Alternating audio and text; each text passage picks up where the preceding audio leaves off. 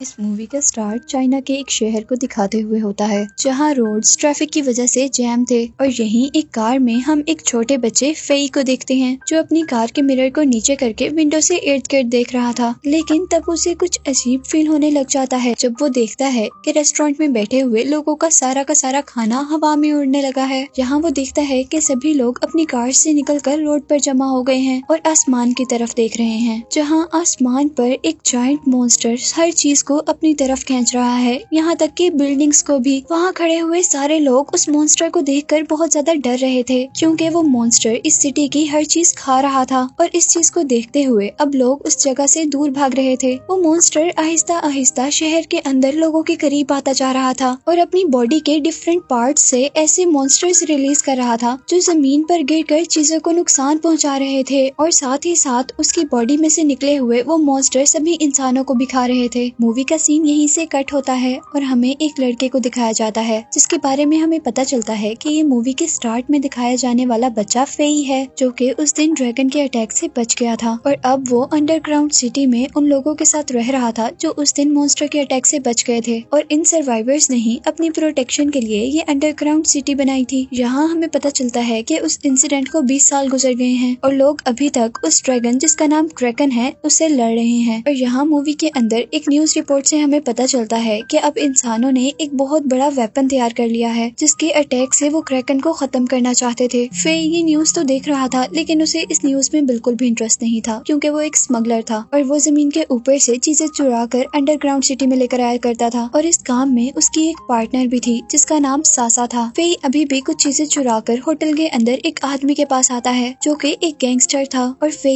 उसे अपनी स्मगल्ड चीजें बेचा करता था। इससे पहले कि फे उस गैंगस्टर से कुछ बात करता गैंगस्टर के लोग फे को पकड़ लेते हैं क्योंकि फे ने उस गैंगस्टर को ऐसी कैंडी सेल की जिसको खाकर उस गैंगस्टर की बेटी का फेस खराब हो गया था और इसका बदला लेने के लिए वो लोग फे का फेस चलाने ही वाले थे कि बहुत ही होशियारी से फे अपनी पॉकेट में रखा हुआ मॉन्स्टर क्रिएचर उन लोगों पर फेंकता है जिससे वो लोग डर जाते हैं और फे वहाँ से भाग जाता है। लेकिन कुछ ही सेकंड बाद उन लोगों को पता चलता है कि ये क्रिएचर तो नकली है और वो लोग अब फे को पकड़ने के लिए उसके पीछे भागते हैं। फे यहाँ से रूफ पर चला गया था और अब उसके पीछे गैंगस्टर भी थे और उसने अब गैंगस्टर से बचने के लिए रूफ के नीचे जंप कर दी थी। पर यहाँ वो गैंगस्टर की देखकर हैरान होते हैं कि फे अभी भी जिंदा है और असल में उसे उसकी पार्टनर सासा ने बचाया था और वो लोग अब गैंगस्टर का मजाक बनाते हुए अपनी फ्लाइंग कार में वहाँ से उड़कर चले जाते हैं। पर यहाँ वो नोटिस करते हैं कि वो गैंगस्टर भी उनके पीछे हैं। यहाँ फे और सासा के पास उन गैंगस्टर से बचने का और कोई रास्ता नहीं रहा था सिवाय इसके कि वो अब अर्थ की सरफेस पर चले जाएं जहाँ वो जायंट मॉन्स्टर क्रैकन और उसकी बॉडी से निकले हुए छोटे छोटे मॉन्स्टर्स हैं जो कि उनके लिए खतरा थे और उनको खा सकते थे। यहाँ गैंगस्टर्स भी फे के साथ साथ अर्थ की सरफेस पर आ जाते हैं और कुछ ही दूर जाने पर फे की कार में वार्निंग अलार्म बजने लग जाते हैं। उनको पता चल जाता है कि उनके करीब मॉन्स्टर्स हैं जो उनको किसी भी वक्त खा सकते हैं और अभी वो लोग यही सोच रहे होते हैं कि बहुत सारे मॉन्स्टर्स उनकी कार पर अटैक कर देते हैं। दूसरी तरफ यही मॉन्स्टर्स गैंगस्टर की भी कार पर अटैक कर देते हैं और एक एक करके गैंगस्टर के सारे आदमियों को खा लेते हैं सिवाय गैंगस्टर के। यहाँ फे जो कि खुद भी अपनी कार के जरिए उन मॉन्स्टर से लड़ रहा था वो जैसे ही देखता है कि गैंगस्टर खतरे में है तो वो उसे बचाने का फैसला करता है और अपनी कार को टर्न करते हुए वो अपने करीब सारे मॉन्स्टर को दूर गिराता है और स्टीयरिंग सासा को देते हुए वो खुद डोर तक आता है। तभी वो गैंगस्टर अपनी कार से जंप करता है और फे उसे कैच कर लेता है। ऐसे वो गैंगस्टर को तो बचा लेते हैं लेकिन तभी उनकी कार आउट ऑफ कंट्रोल हो जाती है और वहीं पर बिल्डिंग से टकरा जाती है। लेकिन लकीली उन लोगों को कोई चोट नहीं आती और वो लोग अपनी गाड़ी से सही सलामत बाहर निकलते हैं। लेकिन तभी उन्हें यहाँ पर कुछ अजीब फील होता है जब वो सासा के पीछे अपनी कार के ऊपर एक मॉन्स्टर को देखते हैं।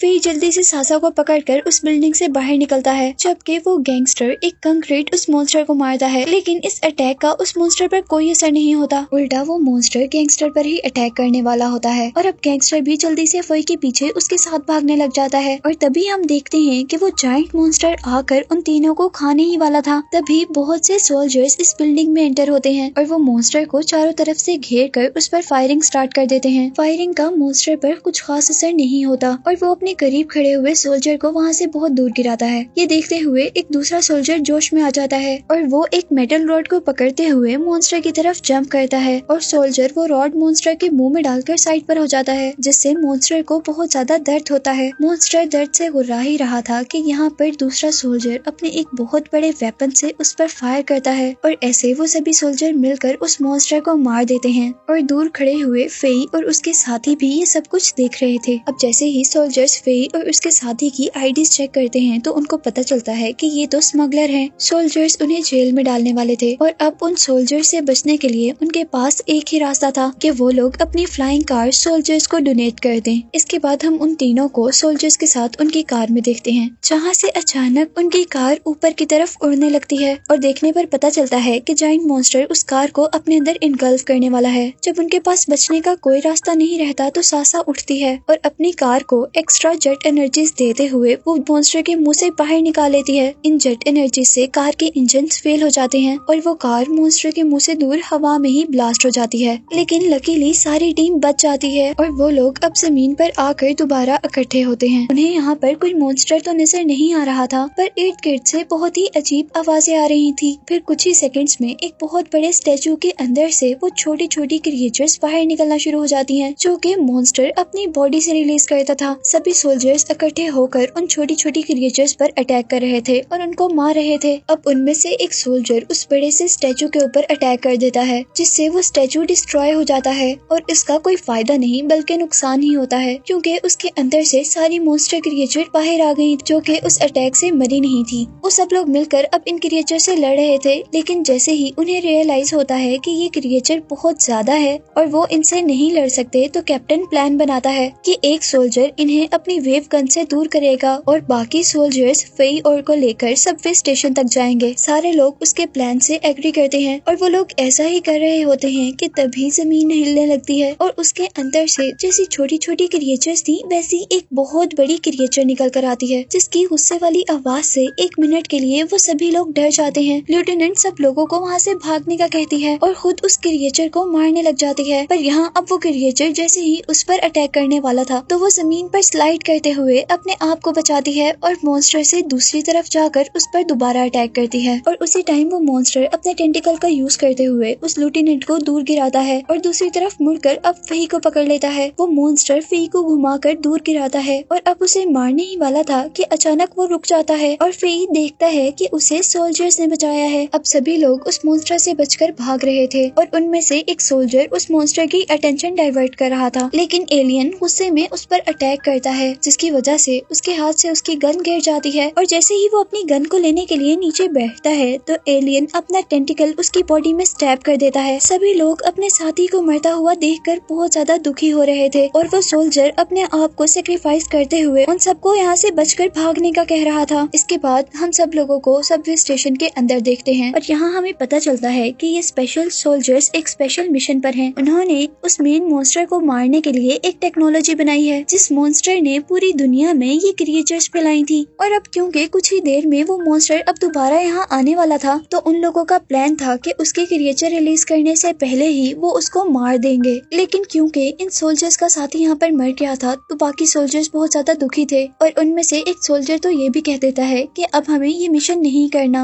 और साथ ही वो अपनी फ्रेंड की मौत का जिम्मेदार फई को कहता है। यहाँ कैप्टन उनकी लड़ाई खत्म करता है और कहता है कि अब हमें मिलकर वो मिशन कंप्लीट करना होगा ताकि उनकी फ्रेंड की मौत बेवजह न रहे। जहाँ पर फई को भी एहसास होता है कि सिचुएशन कितनी ज्यादा खराब हो रही है और वो अब सोल्जर्स की मदद करने के लिए उनको वो खुफिया रास्ता बताता है जिस रास्ते से वो चीजें स्मगल किया करता था। वो सभी लोग उस टनल से होते हुए अंडरग्राउंड सिटी में जा रहे थे कि तभी वहाँ पर वो क्रिएचर्स अटैक कर देती हैं और आखिर जब वो लोग अंडरग्राउंड सिटी तक पहुँचते हैं तो ये देखकर शॉक हो जाते हैं कि मॉन्स्टर्स ने अब अंडरग्राउंड सिटी पर भी अटैक कर दिया था और यहाँ पर भी सारे लोग मर गए थे।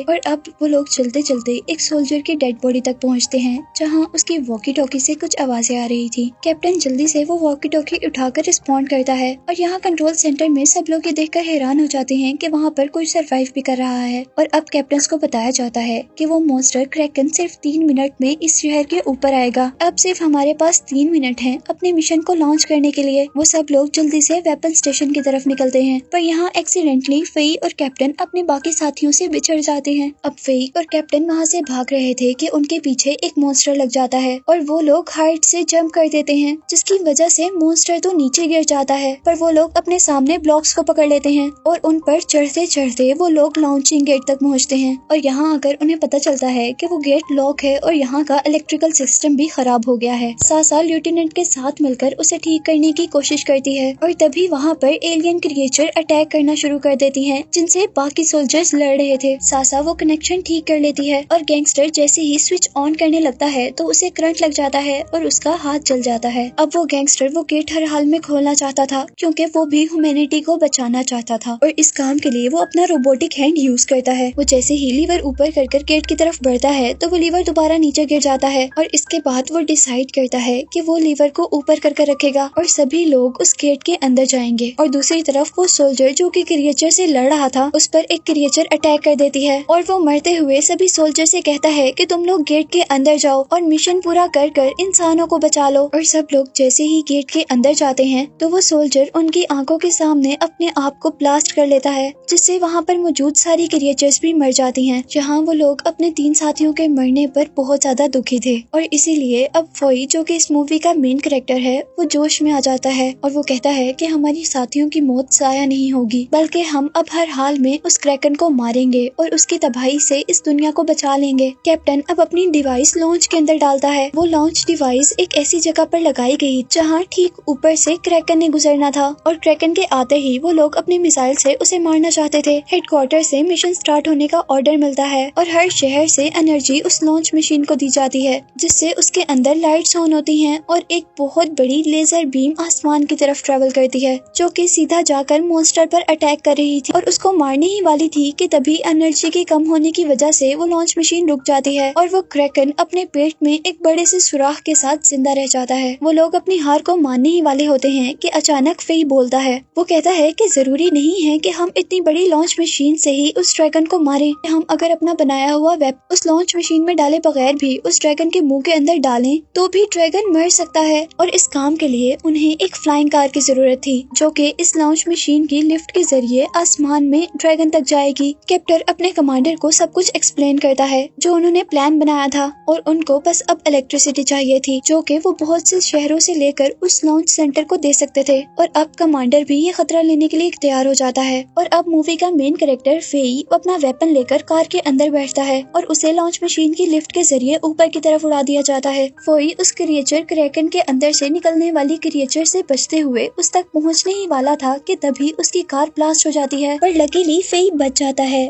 और एक फ्लाइंग स्केटबोर्ड के जरिए वो उस वेपन को लेकर क्रिएचर की तरफ बढ़ता है। वो जैसे ही क्रैकन के पास पहुंचता है तो उसके मुंह में वो वेपन फेंक देता है, जिसके उसके मुंह में जाने से एक बहुत बड़ा ब्लास्ट होता है, जिससे क्रैकन भी मर जाता है और उसकी बॉडी से रिलीज होने वाली सारी क्रिएचर्स भी इस दुनिया पर मर जाती हैं, क्योंकि क्रैकन ही उनकी क्वीन थी और जब क्वीन को मार दिया गया था तो उसकी बाकी सारी क्रिएचर्स खुद ब खुद मर गई थी। यहाँ सब लोग बहुत ज्यादा खुश थे क्योंकि उनका मिशन कंप्लीट हो गया था और लोग हमेशा हमेशा के लिए उस क्रैकन के खतरे से आजाद हो गए थे। पर यहाँ सासा बहुत ज्यादा दुखी थी क्योंकि वो आज के बाद अपने दोस्त को नहीं देख सकती थी। सीन यहीं से शिफ्ट होता है और हमें दिखाया जाता है कि सब लोग अंडरग्राउंड सिटी से अब अर्थ की सरफेस पर मूव कर रहे थे। सासा सबको देखकर बहुत ज्यादा खुश थी, लेकिन अंदर से वो फेई को खोने की वजह से बहुत ज्यादा दुखी थी और अब वो उदास होकर उस जगह पे जाती है जहाँ पर वो हमेशा फेई से मिला करती थी। और यहाँ वो होता है जो वो एक्सपेक्ट भी नहीं कर रही थी, यानी यहाँ पर फेई अपनी कार में आता है, जिससे हमें पता चलता है